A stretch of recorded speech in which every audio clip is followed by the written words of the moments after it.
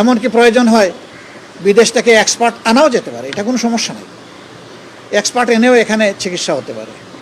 না, উনি দেশ ছেড়ে যাওয়ার কথা আমি শুনি নাই। ওনার বক্তব্য যেটা আজকে পেয়েছি যে তিনি গুরুতর অসুস্থ, মাঝে মাঝে তিনি ফেন্টিং অ্যাটাকে পড়ে যান, এই জন্য তিনি দেশের বাইরে গিয়ে চিকিৎসা নিতে চান আর তিনি বিশ্রামে থাকতে চান।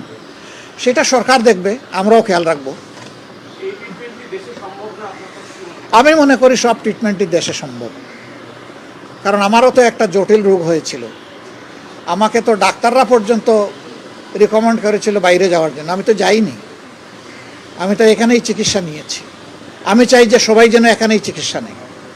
এমনকি প্রয়োজন হয় বিদেশ থেকে এক্সপার্ট আনাও যেতে পারে, এটা কোনো সমস্যা নেই। এক্সপার্ট এনেও এখানে চিকিৎসা হতে পারে।